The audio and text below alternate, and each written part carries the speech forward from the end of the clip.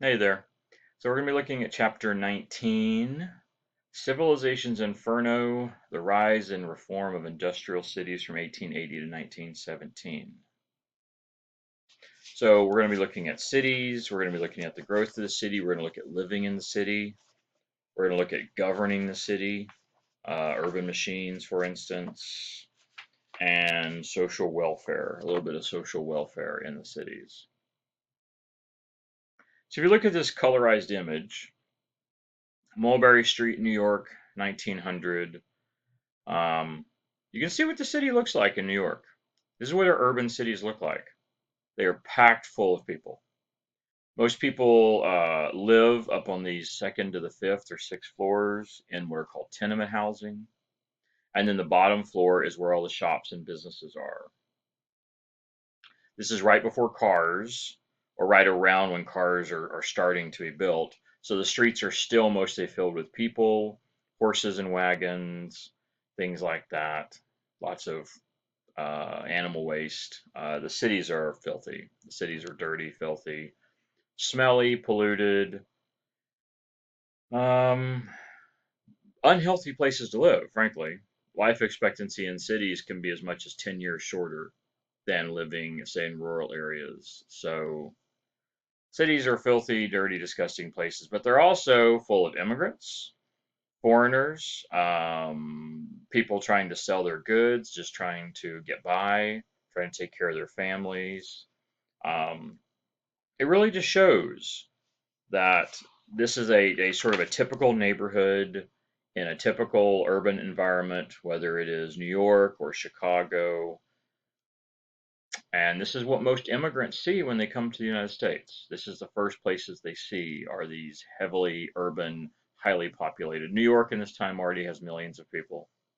So tells you a little bit about what the new urban landscape looks like. So as cities grew larger, we see different technologies come about that assist residents travel around, that assist movement, transportation. Mass transit becomes a thing. Mass transit had never really existed before, wasn't needed. We didn't have enough people to warrant it. Now we do. Large cities require it, whether it's San Francisco or Chicago or New York or other large cities. We see the steam-driven cable cars. Steam-driven cable cars, you have an actual, right here, you have a picture of one. There's a cable that was pulled under the ground by a steam engine, and so it actually pulled the cars along a cable. We see those introduced in the 1870s. The first one, Richmond, Virginia. Richmond, Virginia had, which I believe that was the capital of Virginia, has the first one. This first, I have to stand corrected. I apologize. Cable cars in the 1870s. Richmond, Virginia was 1887 with an electric trolley system. I apologize. An electric trolley system, and these electric trolleys quickly become, well, between that and the cable cars, become the main mode of public transit in the cities. If you've ever been to San Francisco, you've seen the electric trolleys. It's where the wires overhead. It's where they're the electrified wires over the trolleys. Those are trolleys. Cable cars are underground pulling them. We also have cities like New York and Chicago, which had elevated railroads. These are called Ls for short, and they were elevated railroads because of this. All the people were on the streets, so they built these railroads above the streets, so people could continue to have mass transit while you still had the streets available for the shops and businesses. These still exist. I've seen them in Chicago. It's pretty scary, actually, having a large, full-scale train just rumbling right over your head. It was a little shocking the first time, for me anyway. So we have the L's. We also have Boston, which had the first subway, 1897 in Boston, first subway system. And we do start seeing subways being built all over the place. All the large cities start building subways as well. Same reasons. All the people and the businesses and the shops are on the street level. So they find ways to get above the street or below the street so it doesn't interfere with all of the business and the economics going on. Because that is where most of the day-to-day business was done in large cities, was on the street level. So they didn't want to interfere with that. yet they wanted people to be able to move around. Now, all these were inside the cities. However, another thing railroads and trolleys allow is they contribute to the growth of the first suburban areas, or we call suburbs. Now that people have mass transportation, they can hop on a train or a trolley and go miles outside the city in a short period of time. These new suburbs pop up on the edges of cities like New York and Chicago. They're typically only wealthy or upper class people can live. They're typically safer, cleaner, less crime, less pollution, and we also have a new term that comes about: commuting, being a commuter. This refers to people that work in the city and live in the suburbs. And again, this really only applies to the upper echelon, middle and upper class, or upper middle class. If you're a regular person, a regular worker, you can't afford to live in the suburb. The distance, the travel could take an hour both ways. That's 2 hours that you could be working, plus the cost. It was a little expensive to have to travel all of that when you could simply walk to work or ride a bike to work or take a public trolley to work for 5 or 10 minutes. In addition, because the suburbs were nicer, cleaner, they were better taken care of, they had better services. You also know they're also more expensive. In the suburbs, almost all housing was home ownership, versus in the cities, most of the housing was rental units and like tenement housing. So the suburbs became a place for the upper class, middle and upper class, and also became a place for the whites. Since most immigrants and most minorities were poor, the suburbs quickly become a shelter for upper class whites. And that does continue. So we do see this disparity and this difference between urban and suburban workers. The cost of transportation, as I said, was a problem. And of course, longer working hours. Most of the poorer workers worked 10, 12, 14 hours a day or had to work two jobs. You didn't have time to spend hours commuting back and forth to the suburbs when you could be working. That was a problem as well. Another connection, so see, that was really sort of the difference between urban and suburban workers. You also have more white collar workers that live in the suburbs. Most of your blue collar workers live in the city. They want to be closer to their place of employment and their job. Another thing which connects the urban and suburban area. So now we have like three divisions in America. We have urban, rural, and suburban. Another thing which connects the three of them would be the telephone. Alexander Graham Bell, 1876, makes the first phone call, and we have the telephone invented. This really creates this connection. Now, when Bell created it, he thought it would only be used for business. He never assumed regular people would need a telephone, because the way regular people communicated was face to face in their local cities, towns, communities, neighborhoods. He never imagined, could you even imagine for a moment, if Alexander Graham Bell was transported to today to look at what telephones are today and what telephones have become? Look at what he got started. He really screwed everything up. Um, yeah, it's hard to even imagine. He really thought it was solely going to be for business and government, never really imagining regular people would have a use for telephones. And yet, even given that, by the early 1900s, millions of people have access to telephones. Although telephones back then weren't usually personal, telephones usually went to an address, so they were called party lines. So if you lived in an apartment, it would be the same telephone line for the whole apartment. So anyone could listen in their conversation. Anyone who wanted to make a phone call had to use the same phone line. It's interesting. And back then, if you wanted to get a phone, you wanted to make a phone call, you had to actually dial up an operator. Please connect me to so and so. Yeah, things change. Another technological innovation which really changes the look of cities and buildings are these three things: girders, glass, and elevators. Without these new technologies, these new types of technologies, skyscrapers and the building of the American city upward would never have occurred. Skyscrapers are incredibly expensive to build skyscrapers. Land value, though, was so expensive that ultimately it was cheaper to build up than to build out. The land got so expensive in the cities. We'll see a photo here in a minute. Already, New York, every square mile, every square foot was already accounted for. So it made it to the point where you really couldn't build out if you wanted to expand your business or your housing. You had to go upwards. and these new technologies allow us to quickly build upwards. And skyscrapers also become an American symbol of our economic power and our industrial power. No other country in the world can build skyscrapers like we do. No one even comes close to it. At one point, we have 10 times more skyscrapers than the nearest country. So no one can even begin to compare to us. And it becomes a symbol of America's industrial economic power. Um, it's really interesting. Lots of profits can be made from 10 to 20 floors. A lot of profit from 10 to 20 floor buildings, since land was so expensive. This does become a symbol of American business prowess. Home Insurance Building, 1885, was one of the first skyscrapers. That was a whole 10 floors. Woohoo! I think we have skyscrapers today, which what, aren't there 180 floor skyscrapers? 1885, but look how quickly it changed. By 1913, we were already building 55 floors. So home insurance was 10, and then Woolworth was 55 floors, less than 30 years later. Pretty quickly how it changed. Home insurance was that Chicago? Chicago, and then Woolworth was New York. And you'll see a photo of it here. This is actually a photo of that Woolworth building being built here in New York City. And look at New York, look at it. Look at what it looks like already. New York is already, in 1900, bigger than most cities in the world today. It was already had a larger population than most cities in the world. More cities in the U.S. today. New York already had a larger population than almost all U.S. cities even have today, well over 100 years later. So, yeah, it's pretty crazy. And people used to walk around, the men used to walk around with these girders. They were 18 inches. Is that about 18 inches long or 18 inches wide? They walked around with these steel girders.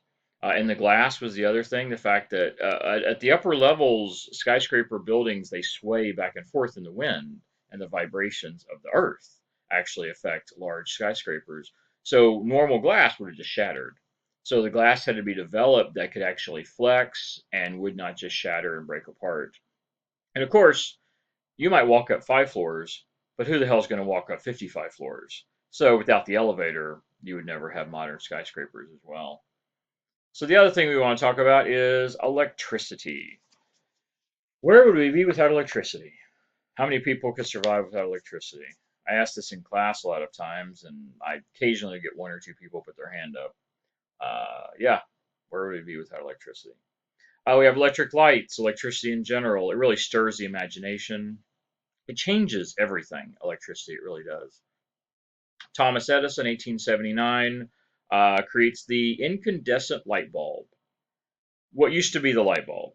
Today, many light bulbs are what LED, but just a few years ago, they were all the regular incandescent light bulb, the old classic light bulb, which if you touch it, it would burn you. It was really, really hot. You still obviously find those. We see the first store using light bulbs in 1878, and that was Wanamaker's, what had been the first department store, using light bulbs. Let me say it differently. Wanamaker's in 78 was the first to use electricity to do lights, but the first light bulb was 79. What was special about those original lights? They were actually like a filament that just heated up, real fire hazard. They would be like heated coils or heated filaments, but they weren't a light bulb exactly. They were very dangerous, and they caused fires. The light bulb fixes that problem. It contains the heat to some degree. Um, Really changes the way life is in the cities. We used to have illuminated gas lamps. Before, gas lamps only gave you a few feet of light. Now the light bulb can give you lots more light, lots more illumination. A respectable person didn't go down the streets of New York at night. No, no, no. It was dangerous, really dangerous. Now we see stores lit up, streets lit up. People used to say in this time period that the lights of the city were as good as a policeman. As good as a policeman. The things were so well lit up. They made the criminals have to hide. They couldn't just be on the streets anymore. Also, we see another interesting thing which occurs: nightlife.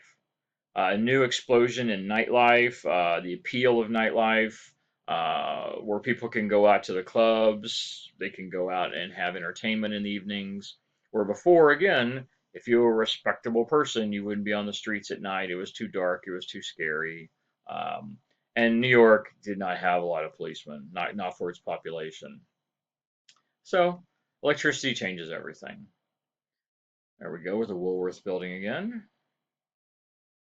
All right, what about the people coming into these cities? The immigrants.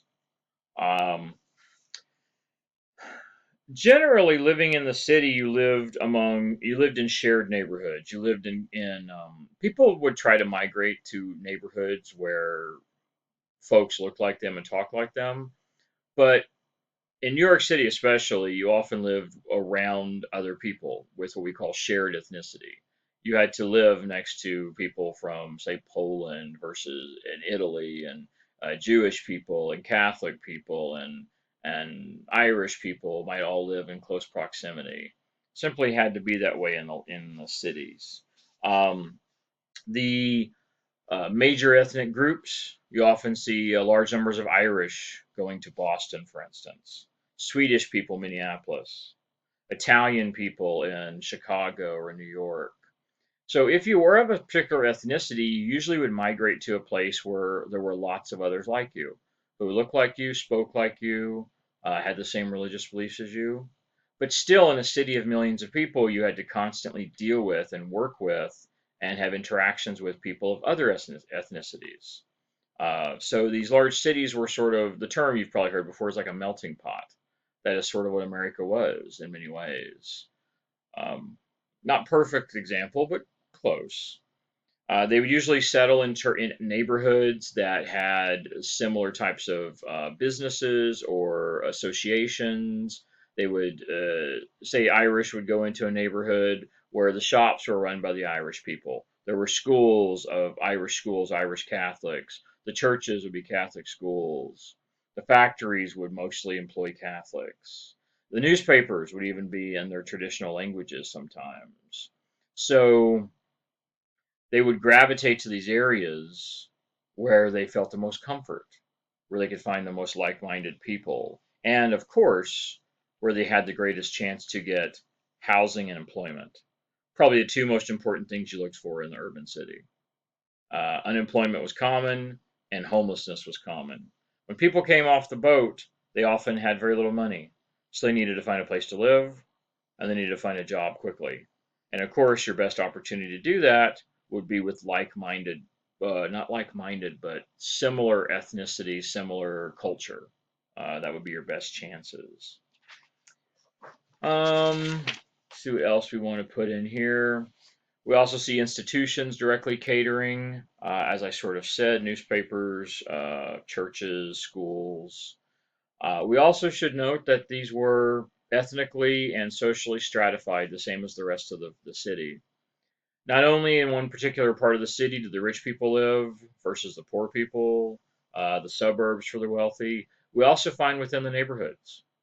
So if you have an Irish neighborhood that goes from 101st to say 71st Street, up by 101st, that's where most of the rich and upper class people live, and then the further down you get, they're poorer. So even within a particular neighborhood, which was say just Irish Catholics, you have the rich Irish on one end and the poor Irish on the other. So it was even within their own individual communities, we have economic and social stratification, certainly still common. African Americans, most of them lived in the South.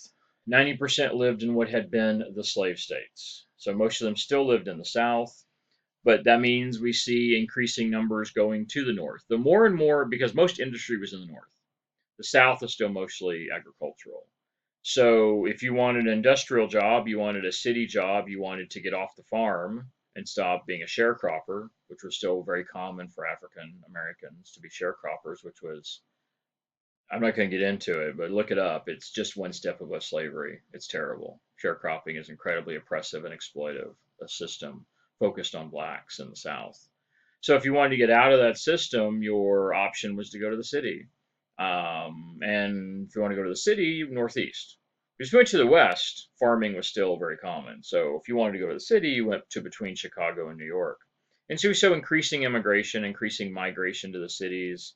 They faced discrimination and violence and oppression, race riots, accusations of Negro crimes, where they would claim that black people were criminals and black people were You had to watch out for blacks, Negroes, the term they would have used at the time. Um, the work they had the worst work, the lowest level domestic service jobs, um, physical labor jobs, sanitation work. Uh, Coast to coast, violence, discrimination, segregation against blacks. It is worse in the South. It's worse in the southern states. But we actually find violence against blacks more common in the northern areas. Even though segregation discrimination was pretty absolute in the southern, what had been the slave states, we find in the north, due to the increasing pressures of, because there were not enough housing in New York City, there wasn't enough jobs, and there wasn't enough housing.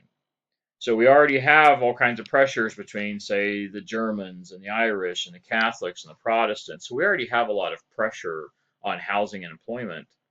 And then you add to that increasing migration from the South of poor whites and poor blacks looking for a better life in the city to simply get off of the farms. Pretty bad. This is coast to coast. We have coast to coast problems all across America. A race riot specifically, I didn't go into detail on that, but race riots were common. Um, we usually think the race riots were created by shortages in housing or competition for jobs. Obviously, the racial tensions existed, but to get people to killing each other in the streets usually requires something to set it off. Atlanta, we had a race riot based upon false charges of a Negro crime, where I think it was a black man. This is 1906, where a black man was accused of raping a white woman, which set off violence and crime and resulted in 24 black people being murdered or lynched, which that's murder, with hundreds more injured. So large white mobs, often assisted by the police, and we have evidence of this. We have photographs, we have firsthand knowledge and accounts from both whites and blacks that the police usually assisted the whites attacking black communities. Even though the police are there to protect people, we often find instances where the police, even the National Guard, when they've been called out to these race riots as well, would actually assist in the riots against the blacks, killing blacks.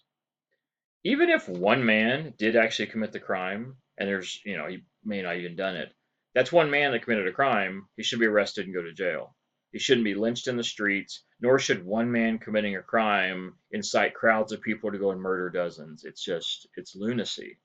Yet you have to understand that's really the way it was in this time period. Racial tensions in America were probably the highest ever in the early 1900s. And the reason for that was all of the immigration and the migration. So the external immigration into America, literally millions of people from all around the world. And then, of course, the internal migrations of people leaving the rural areas coming to the cities. It's just, you put millions of people and you crush them together and it just explodes. And we see this violence from coast to coast all across America. Similar incidents in New York, Indiana, Illinois, all in the early 1900s, where hundreds of people are killed or injured, mostly black. Well, if you lived in this shitty place known as the New American Industrial City, where did you sleep? Where did you actually live? Well, most people lived in tenements. These are poor rental housing, 5 to 6 stories. Like you see right here in the little photo, even from that very first picture. Bottom level, that is economic, that is shops and businesses, and then all the upper levels are where all the people live. They were filled with disease, filth, usually one kitchen, one bath for an entire floor where dozens of people would share. 20 or more families in a single tenement. Disease was rampant, mortality rates was rampant. 20 plus people on a single floor was not uncommon. We do see laws eventually coming about to change this, but there's a saying that you'll hear in America if you really do any research into this, and you'll see it many, many times. We never respond to emergencies, and I'm paraphrasing it. We don't respond to preparing for emergencies. Once the emergency occurs, we usually do really well responding to it. We're one of the best in the world responding to catastrophe, but we do almost nothing to prevent the catastrophe in the first place. In other words, we don't fix it until it breaks. Even though there's a plethora of evidence indicating it's breaking, we don't do anything to it until it explodes or collapses. Same thing here. We start creating laws regarding housing after we've already run out of housing. All the housing is terrible. This isn't something that happened in 1900. New York had been going through this since the 1840s. So for over a, no, okay, not over a century, pardon me. For more than half a century, we had been allowing this just to get worse and worse, and housing was unlivable, really.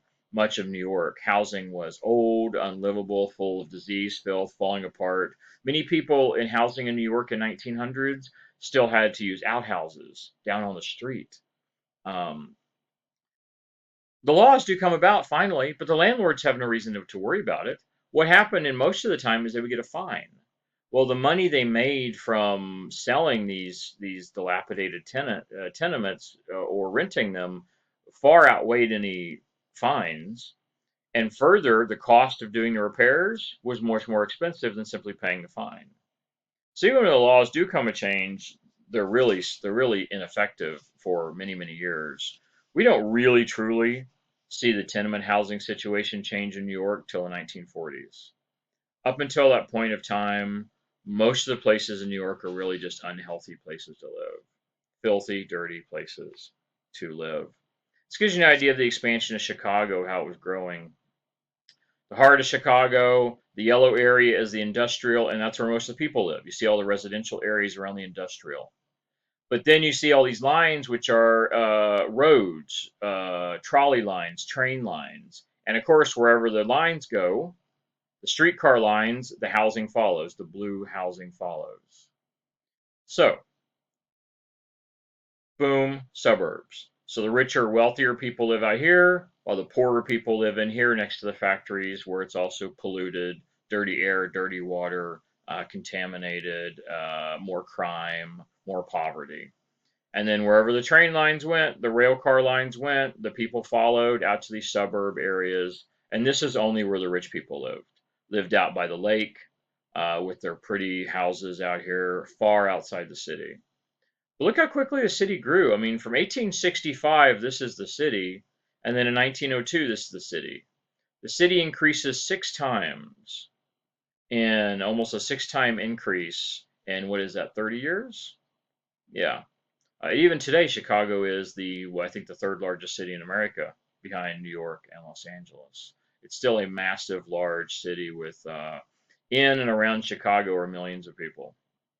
So, yeah, it is. It's just like New York, only just a step behind. This shows tenement housing. This is what they called them, dumbbell tenements. That's how they were shaped because they had an air shaft here in between. This is the top-down view. This is the sky view looking down, and you can see 3 tenement houses here all together. One single floor. Now this is in many ways after the laws are changed to where you now have 4 kitchens. You have an increased the laws come about making it more fair, making it more equitable and more fair, and having more living space, reducing the number of people who can live there, and having more bathrooms and more kitchens. So this is actually a bit of an improvement. Fire escapes too. Many of these buildings didn't have fire escapes. Um, it's an interesting thing. At the turn of the century, the fire companies, the fire departments couldn't actually reach when we start building up and building the skyscrapers. And I don't mean 55 stories. I just mean 10 stories. The fire companies couldn't reach them. They didn't have the ability to even reach those levels. And so if there was a fire on these first skyscrapers, which were only 10 or 15 stories high, they just let it burn. There's nothing they could do. They couldn't reach them. They couldn't do anything about it. They just had to try to evacuate the building and just watch the thing burn down. Uh, the city simply was behind the power curve on everything, decades behind, as far as laws, as far as infrastructure, as far as safety and security. Uh, yeah, way behind. way behind. All right, city cultures. This is actually a two-slide here, which is a lot of information. There's 6 sections to this. One of the most significant aspects of this is why people came to the cities. They came because of the culture. They came looking for entertainment. It's one of the biggest draws to the American city. Historically, cultural and moral ideals were usually established by the better off, and then over time they would trickle down to the less well off, who were expected to follow their example. Follow their example. Um, However, we do see some interesting changes in this time period. We actually see culture go the other direction. Some aspects of culture become common among the working class, the poorer, and then work their way up the ladder. It's interesting. Vaudeville theaters. Vaudeville theaters really become popular in the 1880s, the 1890s. Very popular amusement. You'd pay 25 cents and you could watch live entertainment all day long. It was continuous all through the day. Juggling, music, magic, singing performances, acting, you name it, different types of shows. And you could hang around all day long and watch it for a quarter. Not a bad deal, especially if you were younger, if you had a day off of work, or you were part-time work, which millions of people across the whole U.S. Were part-time workers. So a lot of part-time work. Well, another thing comes along around the same time period, right after this, is the Nickelodeons, which we see these by the 1890s. This isn't the channel, where they drop slime on you.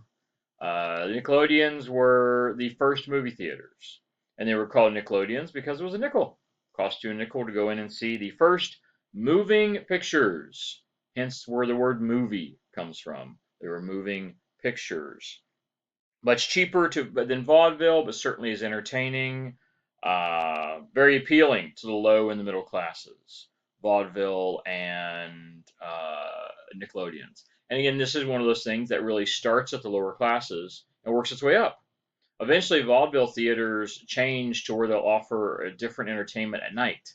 They'll offer maybe a theater production, or you'll even see vaudeville theaters have sort of opera music shows at night. And of course, over time, we know how movies have gone. Movie theaters appeal to all classes. Movies appeal to all classes now. So starts at the bottom, works its way up. Another thing very important, urban amusements, would be Coney Island. Coney Island, and you see a photo of Coney Island right there with how many people are there? Goodness, thousands and tens of thousands of people. The beach, Coney Island was an amusement park in a beach area, New York City. Very popular. How popular? Well, by the turn of the century, Coney Island was drawing 3 million people a year. Yeah, big deal. People would go there to relax on if they had leisure time. That's another new thing which does occur at the turn of the century. Even though people are working a lot in the cities, we do start to have a reduction in the work hours. By the early 19 teens, 1920s, the reduction in work hours. We'll put it this way: from 1870 in New York City, people worked usually over 60 hours a week. By 1920, the work week in New York City was down to around 50 some hours. So if you look at that right there, you have increased life expectancy from 1920, from 1870 1920, and then you also are working fewer hours per week. So you have greater opportunities to have leisure activities, greater opportunities to go to the park, to like New York Central Park, for instance, built in the 1800s. So roller coasters, they would be shops, you would buy food, all the kind of things we're used to in an amusement park. Dancing was really popular in this time period. It was one of the most popular pastimes, as we'll talk about here in just right now. Ragtime and blues. Music became very popular, serving, well, put it this way. In the late 1800s, the most popular type of music was religious. It was hymnal music, religious music, and the way you listen to it and the way you purchase music at home, this is before radio, of course, well before TV, was sheet music. If you wanted music, you had to actually make it yourself. You had to have a musical instrument. You had to have training, which was very common. It was very turn of the century. Most people could play some type of musical instrument, from middle class and above at least, play something or sing or do something. It was very common. So sheet music would be sold, or they would have. This is all before popular music becomes really widespread across America. They would have these metal drums that have these little metal nubs on them, and they would go into these devices and they would turn, and they would uh, make sounds, music. Uh, so yeah, it was popular, but it was all type of religious type of music. Well, turn of the century comes about, and we see music change. The phonograph cylinders, what they were called, the phonograph cylinders, these metal cylinders. Well, after 1900, we see music really change. We see heavy African American influences upon music. We see ragtime and blues. So we'll talk about ragtime first. Ragtime music was extremely popular with this ragged rhythm, as they would call it, ragtime. Scott Joplin was the most famous performer and composer. Back then, they were all pretty much all the artists back then could do everything. They could sing, they could compose, and they could play musical instruments. It was very common. You had to be able to do all to be popular and to do well. By 1910 alone, New York had over 500 dance halls full of music and ragtime. 500 dance halls.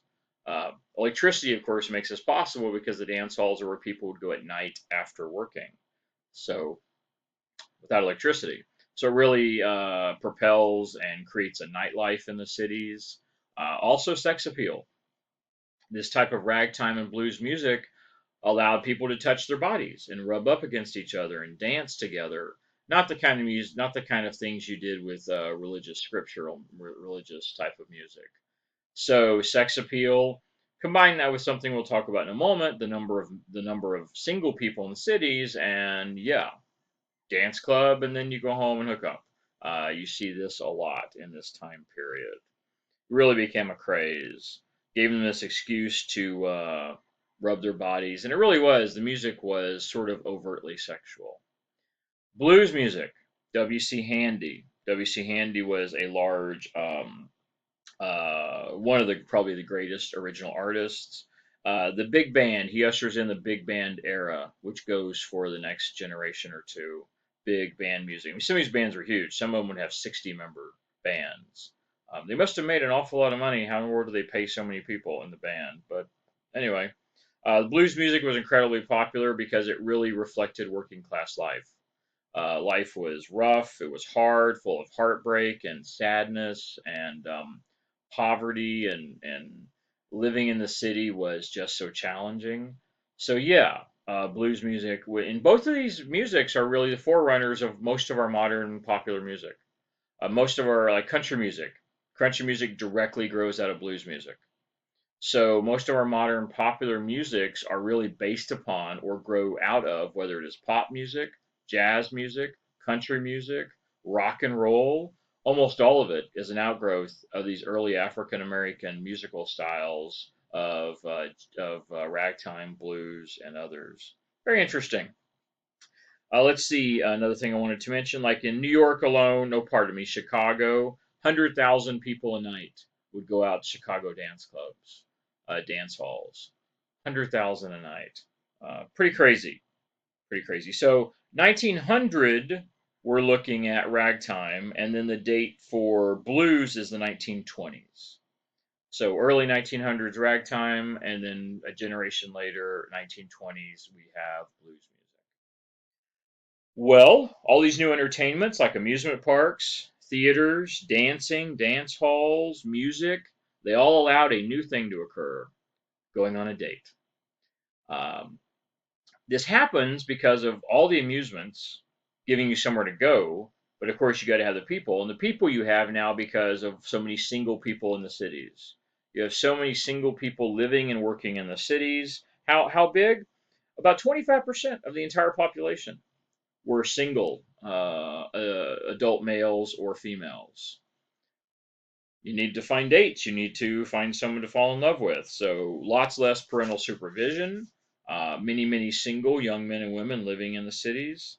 Uh, Opportunities for sexual freedom, social freedom, opportunities to express your independence.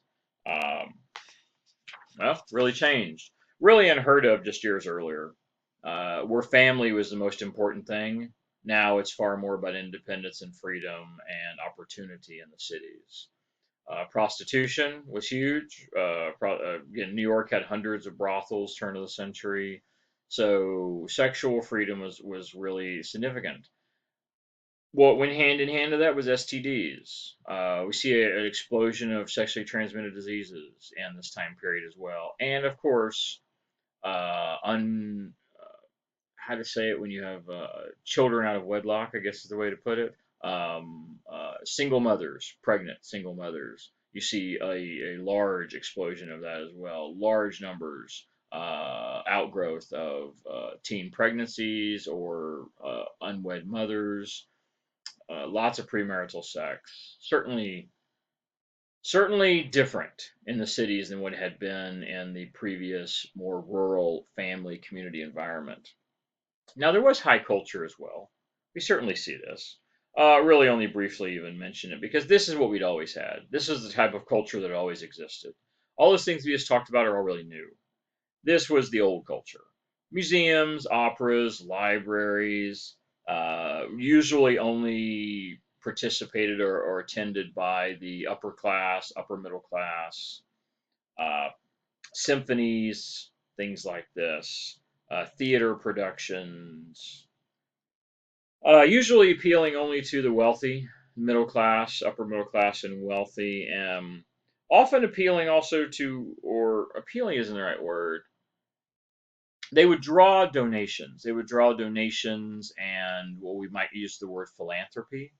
Um, Typically, who paid for the museums, operas, libraries, things like this were the upper class who would spend money on them to donate money to them, build the operas, build the theaters, build the libraries, and of course they got to put their names on the outside.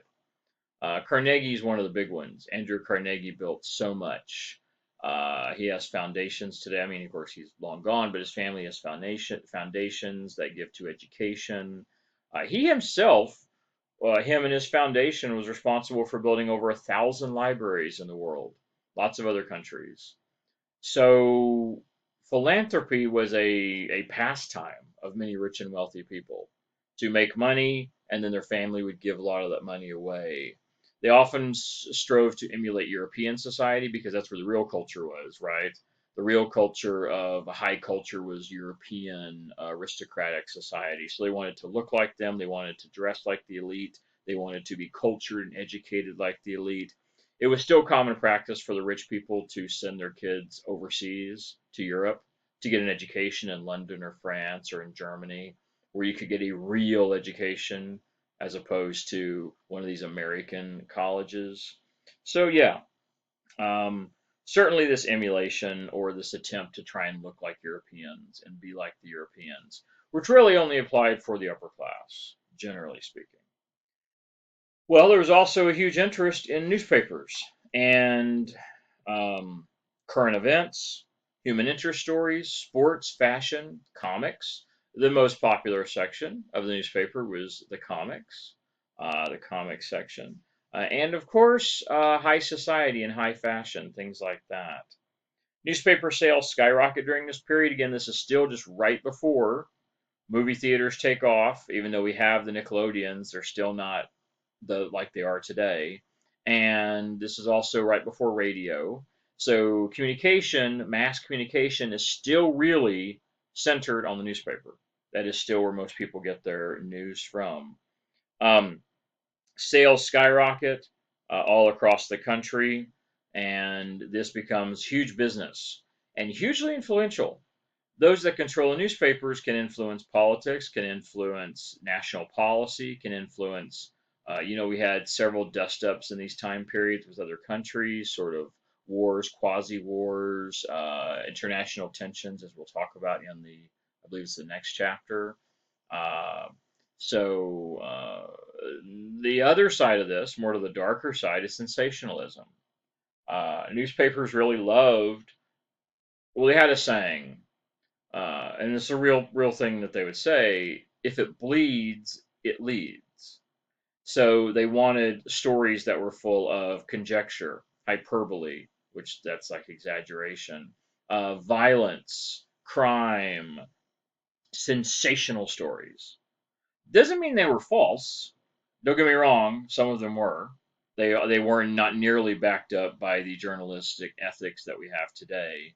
So in the time period, we did have sometimes have false stories and stories that were simply conjecture, which means they were just opinion or unsubstantiated arguments and stories. But some of them were true, but still, what they would put on the front page is the most sensational stories to get people to buy the newspaper. It's not really different today. Really, it is the same today. Even though journalism in all reputable newspapers is legit, they still put the most exciting story on the front page. You watch news at 5, news at 8. What are the first stories? Car chases, explosions, catastrophes, disasters, shootings, war. So even today, if you watch news, the most sensational stories are the most exciting, usually the most violent, the most upsetting. And then towards the end of the news program is when they do all the nice stuff. They want to get your attention first. So sensationalism is something that, well, still is today. Well, then it gets even really darker, and you would get with the idea of yellow journalism. Now, yellow journalism was often driven by competition due to these competition because there were so many hundreds of newspapers. You had to compete, so they would do this type of most sensational, maybe false journalism. Maybe it wasn't even real, just to get people's attention. They would do think like National Enquirer today. You know, the president has an alien baby and stuff like this. So very obviously false by our standards today. Back then, they would run stories and people would believe them. They would because that was the newspaper. That was your reputable newspaper and have these crazy stories on there. Two of the most famous publishers were Pulitzer and William Hearst, who really pushed this sensationalist journalism, this idea of this yellow, this deceptive. Again, sensational isn't necessarily deceptive. These are separate things. Sensational is just to get your attention, the more exciting, the more violent stories. Yellow is purposely deceptive journalism to simply beat your competitor, to simply lie and do whatever you can to beat a competition. Pulitzer and Hearst, incredibly powerful men. Together, they owned 1/3 of the newspapers in the United States. And with them doing that, they gave them a great amount of power. I mean, what can you do if you own all those newspapers? Think about what you can influence. Think about all the effects and all the things you can do if you own all the newspapers or majority of newspapers across the country. What can you do? What can you affect? What can you change? How can you affect America's culture, politics, etc.? Think about that. Good discussion question. What what influence could these two men have upon American society by controlling so much of the media? You can think about today. You can make comparison to today's modern society and think about how much influence media has upon society. And today there's 1,000 media outlets, 1,000 different things you can see. Imagine back then when it was pretty much what you saw was what either Pulitzer or Hearst wanted you to see. Think about the power they had and how they could influence that. Another aspect is investigative journalism. This is the positive side of it, even though it brought up the negative. Investigative journalism, they investigated corruption, they investigated public health problems. These were the real journalists. These were the folks who investigated corruption in government, they investigated crimes, they investigated corrupt politicians, public health scandals, polluted water, factories that were injuring workers, child labor, women's issues, women's equality issues, women's rights issues. They often brought up these negative stories. They were bringing up all the filth. They were displaying all of the dark side of society in these actual true stories. and that's why they called them muckrakers. They were raking up the muck, the garbage. This was a common term referring to people who collected the trash in the streets. They would rake up the muck and the trash and the garbage. Jacob Riis, Helen Campbell, Upton Sinclair. Riis was known for taking photographs of child labor. I think actually, yeah, I think this is actually one of Riis's photos here. This was. Riis took this photograph in 1899. I'll come back to this. So these are the type of photos he would take. Helen Campbell, she wrote stories. Upton Sinclair wrote books and articles. He wrote The Jungle, if you're familiar with The Jungle. And it was to simply show the dark side, the true dark side of the industrial city, how dangerous it was, mostly looking at the poor working class and immigrants, how terrible they were being treated by industrial America to show how rough their life was. These are probably three of the most famous. The food industry, the tenement housing as well. Well, this is an example of muckraking, showing this little child who's a 12-year-old boy who swore he was 16 pulling threads in a sweatshop in 1889. Pretty terrible. They would publish these books for the middle class. The poor knew the way life was. The rich didn't care, with the exception of a handful of philanthropists. Most rich weren't concerned about that because this is how they were becoming rich. They were becoming off of the blood, sweat, and tears of the poor. This is how they became rich and wealthy.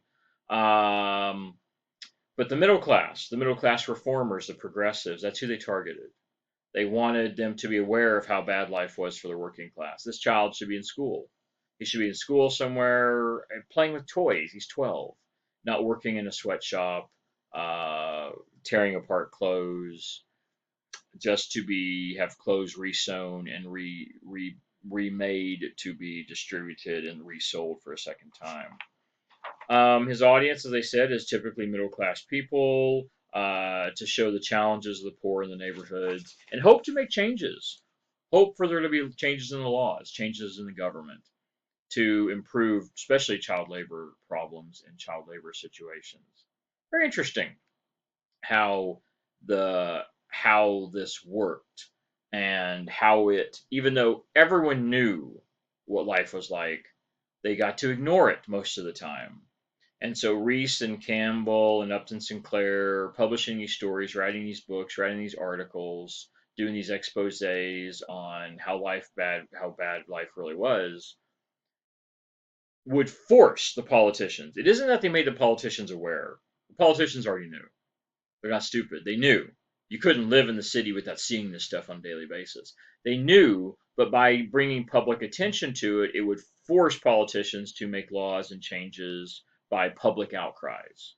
Many times that's the only way you get government to change, is when the public gets together in mass and outcries for change and outcries for reform or efforts to improve society. Oftentimes, it's the only way to get society to change. Next, we will talk about urban machines and governing the city. So, in this time period, we have little government controls. The cities, the government was behind the curve. It took the government decades to actually catch up with the populations, to deal with laws, to deal with all of this large numbers of immigrants. The government infrastructure that exists today doesn't even really begin to be built until the 1930s. So, with very little government, very little governmental controls, almost no public support for these immigrants, they're pretty much at the mercy of industrial business.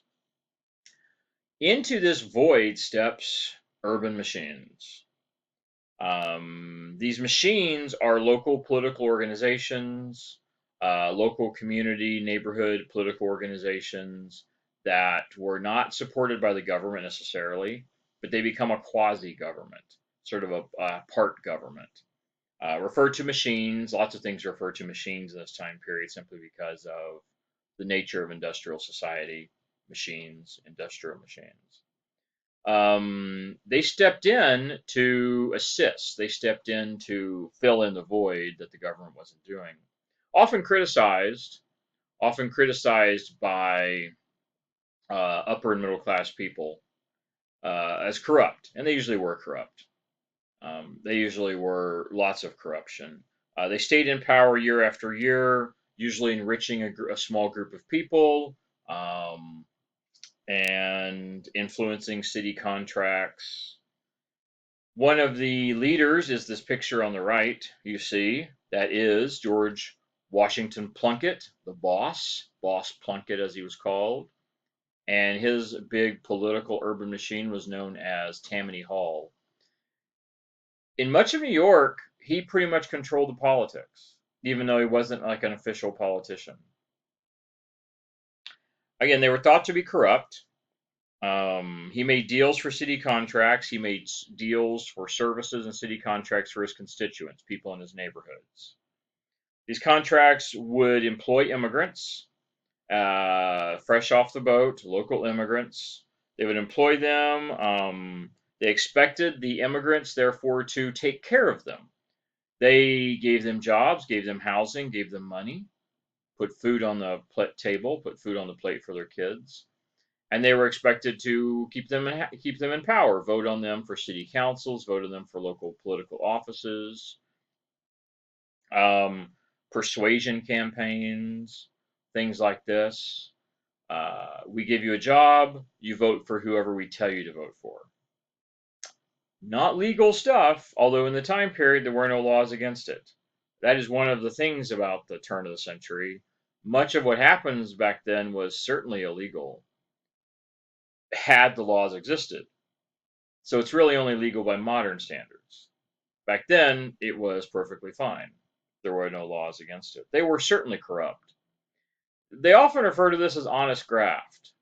Graft is theft, graft is deception and thievery. So, how is honest graft? Well, it's graft because, for example, they would charge the city $100,000 to build a bridge. To build a bridge would cost $50,000. That is pay and supplies, everything. Then the Tammany Hall would pocket the other 50 grand or use it for political campaigns to get people elected. So a bridge got built. Hundreds of people had jobs. But at the same time, Tammany Hall enriches itself by taking a big cut of the profits. So it's honest because it is putting people to work. It is giving people food and shelter and housing and jobs. But simultaneously, they're also cheating and stealing. So it was this honest graft. It was both. Did they help immigrants? They did. Thousands and thousands of immigrants were saved from poverty, destitution, and homelessness by these urban machines. And many people were helped. I mean, they built roads and bridges, and they built parks, and they built streets and water and trash service and lights. I mean, they built all the things the city wasn't building. In the core of the city, you would have these things. But as the city expanded and grew and more immigrants came in, it was still common on the city streets. If you do, for instance, read The Jungle for Upton Sinclair in Chicago, where the people lived working in all those meatpacking processing plants, there wasn't even streets. It was just dirt and mud. So the city couldn't keep up with the growing population. Urban machines would step in and fill in the void and do a lot of these things. But they would cheat on it, and they would basically rip the city off with doing these contracts. But they did help a lot of people in the process.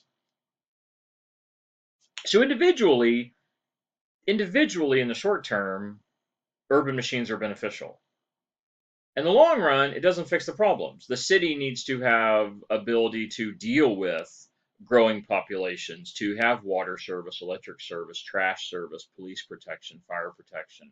The city needs to do all these things without having some private businesses having to step in and do it, and then the private businesses are able to cheat the city out of revenue and cheat the taxpayers. Um, yeah, effectively, this was a version of social welfare as well, for profit, social welfare for profit as well, because the people working all this were making money, paid for by the urban machines, which of course made a large profit on it. So it's interesting. They do a lot of great things. They do these parks and markets and streets and all this kind of stuff, trash removal, large public projects like aqueducts and bridges as well. Um, Generally, we were building the largest construction projects in the world.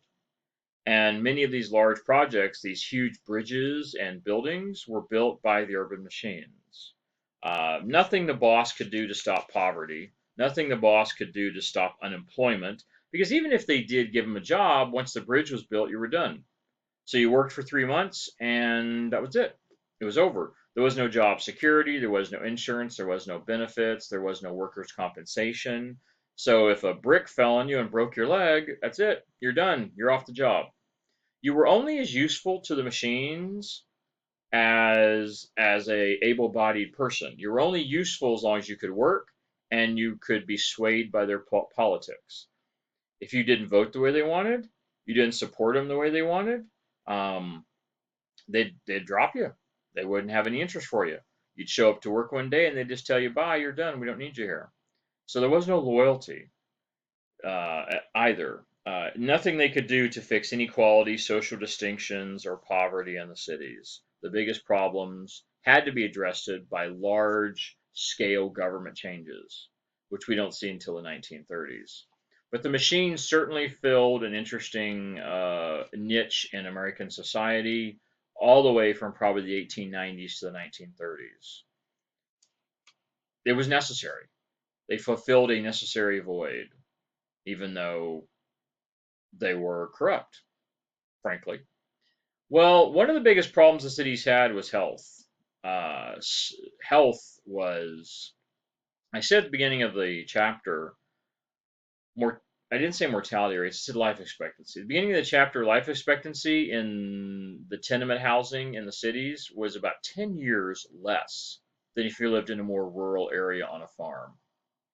So you came to the cities for all the advantages, all the entertainment, all the culture, all the opportunity, and you were most likely going to die earlier due to polluted air, polluted water, polluted food, everything.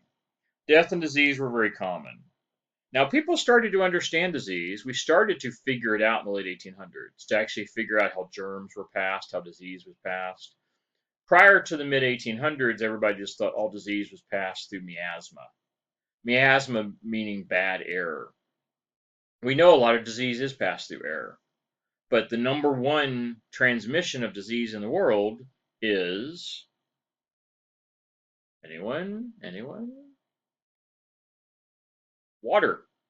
Water is the number one transmission of disease. So we didn't understand. Obviously, we couldn't see the germs in the water. So water looks clear, it looks clean. It's not. You ever heard, "Don't drink the water"? Don't drink the water. Yeah, America has one of the best and most pure water supplies in the world, but most places in the world don't have the water standards we have in our country. So many times you travel around the world, don't drink the water. We start to understand how bacteria and germs work, but we couldn't cure most things. We start to get it, but we can't cure the diseases. We can't cure the afflictions. We see probably the first initiatives for clean water in the eastern United States, Massachusetts, for instance. Massachusetts, urban Massachusetts, Boston. They demonstrate how they could eliminate. They had a big typhoid fever breakout, which is one of these terrible diseases, infections.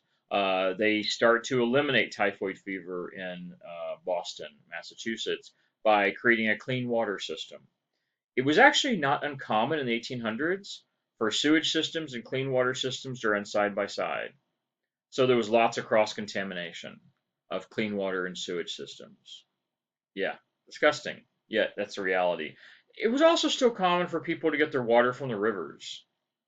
Um, it might look clean, but there's all kinds of animal waste, chemical pollutants, human waste. Yeah. They do decrease the number of deaths from cholera, yellow fever. Memphis had a big problem with cholera and yellow fever. They had an outbreak in Memphis in the late 1800s that killed 1 out of every 8 people. So what is that? A 12.5% mortality rate? Crazy. 1 out of every 8 people in the city died. That's due to cholera and yellow fever. So we see these initiatives to try and get rid of these different fevers, these different diseases. And these are just three of the big ones. There's lots of others. There's lots of other stuff here. Cholera, they called it the cholera. Cholera is one of the biggest killers in world history of humans. Cholera outbreaks are still occur in places in Africa and Asia that kill thousands or tens of thousands of people. They still happen today. We start seeing state of the art sewage and water systems being built all across the Northeast. This becomes probably one of the most notable reform initiatives.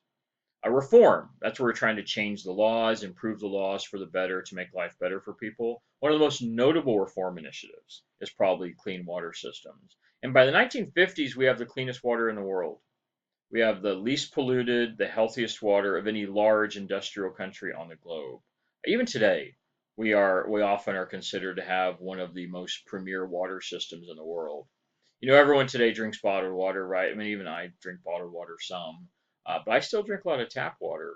Uh, when I was growing up, there was such thing as bottled water. Everyone drank from the water fountains. Everyone drank tap water. You went and got water from the kitchen. You got a glass of water from the sink.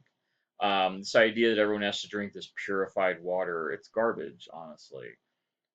Many studies have shown purified water, really, this bottled water we buy, is no better than tap water. In other countries in the world, maybe. In the United States, it's not. Tap water is safe. It's safe. It is great water. In most cases, there are, of course, exceptions.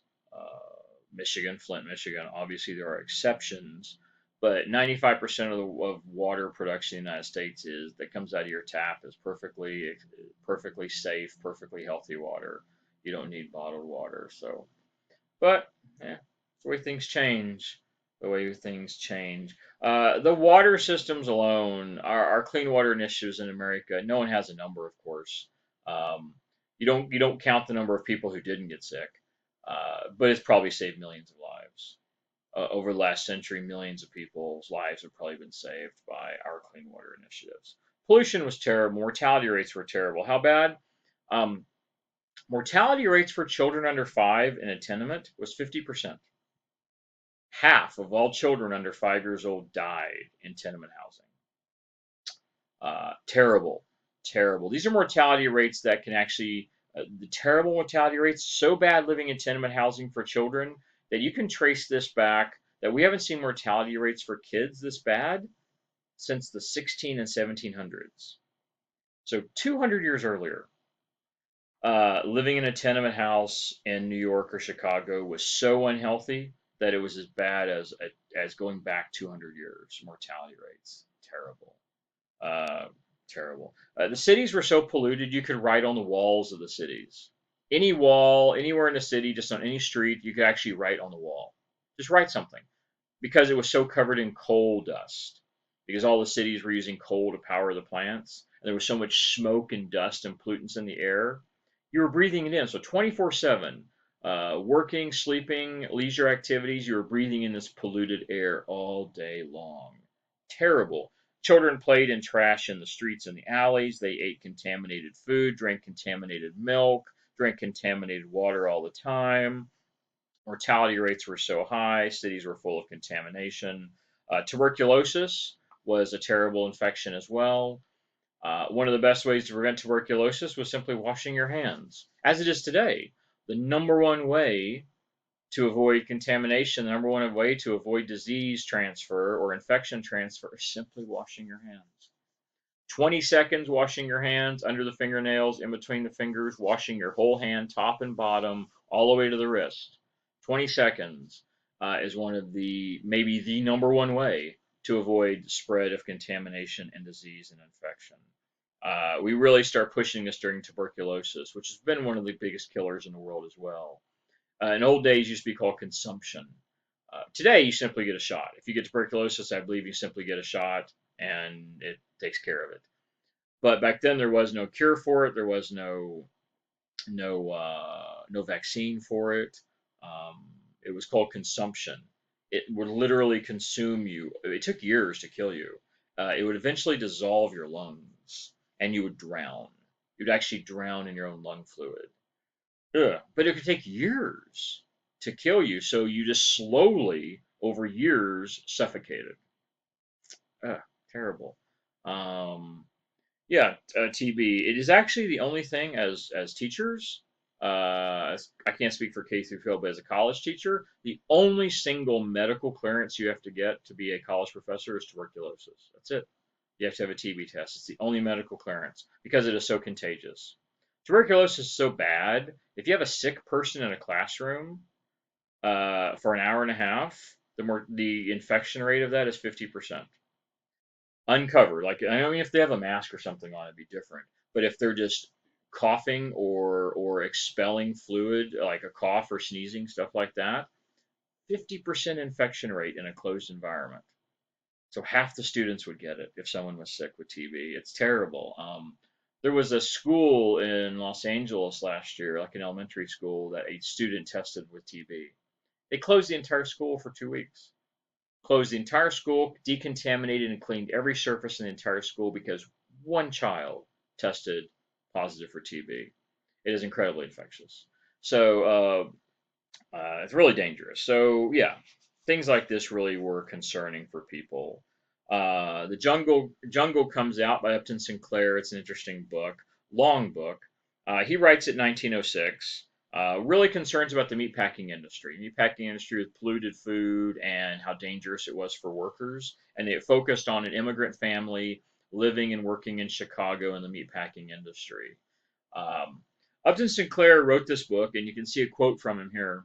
I aimed at the public's heart, and by accident, I hit it in the stomach. He wanted people to see how bad life was for immigrants and to push for reforms for immigrants working in industry, specifically the meatpacking industry, which is really dangerous. There's a scene in the book where one of a guy's arm gets cut off and it falls into the grinder, and they don't even they notify the supervisor. He's like, "Don't stop the machine, just keep it going." So they just grind up the guy's arm with the meat, and it's going to be on someone's dinner table, bone and everything. Wow. While The Jungle is a fiction book, everything in it is based upon his own observations. He says every single incident in there was based upon an actual observation he made in the factories or stories he was related to him by people in the meat industry. So even though it was technically fiction, it was all based on true stories. Pretty crazy. After Upton Sinclair did this, there was lots of actual evidence to substantiate all of his claims, and almost immediately the FDA was created. Within a year of Upton Sinclair's book, we get a new government agency, the Food and Drug Administration, created to specifically oversee, to respond to these concerns about food and drug safety in America. Created immediately, within the same year. And that's why he says he was aiming for the public's heart. He wanted people to feel sympathy for the immigrants and to be concerned about working conditions and housing. And all people seemed to care about was that the food was polluted and contaminated, which it was. So still, it was a really good result. We get the FDA, which really helps us with food, which helps to prevent contaminated food in America. Although you should note, in case you're unaware, the FDA actually checks only about 1/10 of 1% of all products in the US. They do very limited spot checks. 1/10 of 1%. That is what's that, 1 out of 1,000? That's 1 out of 1,000, 1/10 of 1%, right? So the equivalent of 1 out of 1,000 products are actually checked by the FDA or its inspectors. Yeah, it's still really small, but when you consider the trillions of products produced in the U.S., that's probably the best you could expect. But just understand that. That's why well, I'm going to give you some other statistics. I don't want to gross you out, but there's some other things about common products. You could look this stuff up. Some of the stuff you eat on an everyday basis, you really looked at what the FDA allows in it. That's acceptable. You might never eat some things like peanut butter. You might never eat it again. And that's a shame too, because I love peanut butter. But anyway, you might check that out. Look it up. So a hint to boards of health. Here we have a muckraker type of image, and it says on the bottom, a hint to boards of health, how our city invites the cholera. This is an image indicating how the cities and the boards of health allow cholera to spread. There's some very interesting imagery in here. There's at least multiple things in here having to do with food, vegetables, meat, and clothing. So think about the imagery of who is it who's being hurt here. You have an elderly person in the back, right here. You have children here. The ones that are serving them are all skeletons. They're people who are imaged like their death. And so think about what this image is saying. Who is the most vulnerable? What are the business and the merchants doing that are endangering lives? How do they invite in the cholera? Cholera is a waterborne illness that's spread by water, which also means bodily fluids. Bodily fluids out your mouth and bodily fluids out your anus. Cholera causes you to have explosive diarrhea. Basically, what kills you with cholera is you get dehydrated because your body tries to expel all the water from your body, which your organs shut down because you can't drink enough water to keep you hydrated, and you actually you die of dehydration. Your organs start to shut down. Think about how that affects clothing. And then if we take that clothing and then simply pass it on to someone else, think about the water pollution. What is water used? Water is used to grow food and crops. Where do the fish come from? We use water in the meat industry to clean meat, vegetables. So think about all that. This is a great discussion question. Think about how the cities invite in the cholera and all the things that are come out of this image about how cholera and who it affects. Who are the most disadvantaged people who are most likely to be affected by all the food, the clothing, cast off clothing, hand me down clothing, milk, contaminated milk. Lots of great things to think about for that image. All right, let's move on to, I believe this is our last section. I think this is our last, it is. It's our last section in this chapter. Social settlements and reform initiatives. Social settlements. These are social, welfare, and educational centers focused primarily on immigrants. These are often viewed as one of the most successful reform efforts of this whole progressive era. I don't know if I've used that term yet, but this is seen as a progressive time period where we have reform and changes. We change the laws to move forward, progress, to improve. It's sort of an enlightenment ideal, the idea that we should use reason and logic and science to progress, to move forward. Well, this era from the 1880s to the 19 teens, these social settlements provide all kinds of services. Employment to child care, medical care, daycare, counseling services, educational services, job training, job placement, housing, you name it. All these social services, all the stuff today that you get through the government, welfare services, Medicare, Medi-Cal, unemployment services, job training, all that stuff that you can get through the government today, none of that existed back then. Didn't. So these were all of the social welfare services that you couldn't get any other way. The first social settlements in America were founded by Jane Addams there at the top, and then Ellen Gates Starr at the bottom. These middle upper class ladies who had time and money available to do this, to actually build these. This is Hull House in Chicago. It's a photo of it there, 1889. Now, we didn't come up with these ideas on our own. They're actually based upon the Toynbee House, which was a similar type of thing, social settlement in England. England went through all the stuff we're going through now 100 years earlier. England hit the Industrial Revolution long before us. So they had already gone through all this. And they built these social settlements, and it's modeled on that. Served also as a community center to allow them to gain resources to survive in the city, which was really tough. Further, it gave them a voice. Immigrants had no voice. Poor had no voice. The only way immigrants or poor could have a voice in American society, in American politics, to try and get the laws changed, was if middle class people took up their cause.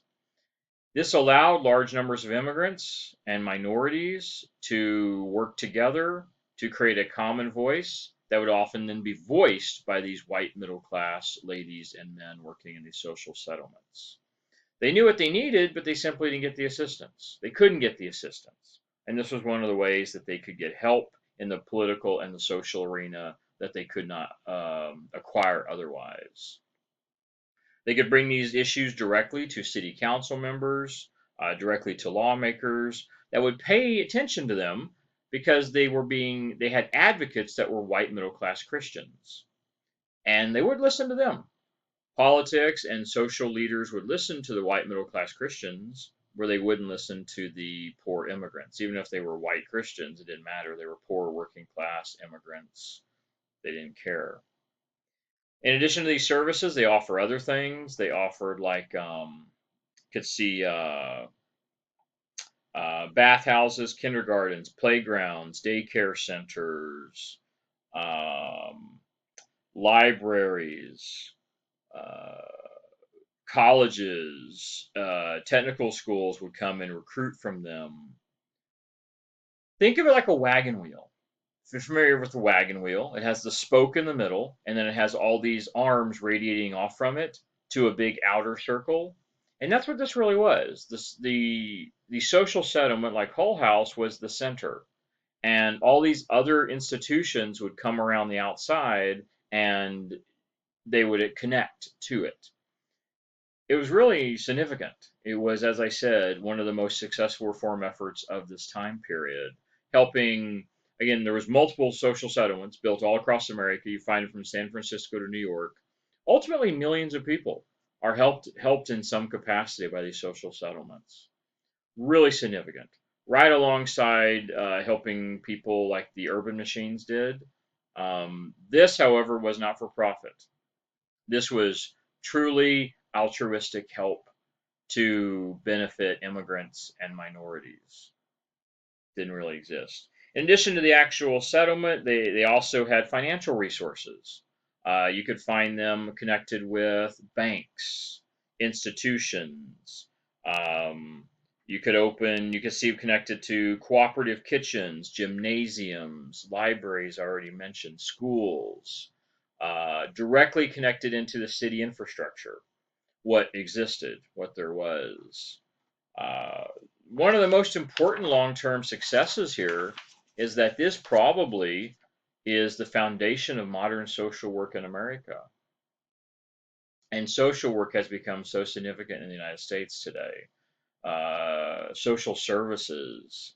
For instance, I live in the Southern California area. Los Angeles employs thousands of people in social work, just Los Angeles. So this was really the basis of modern social work.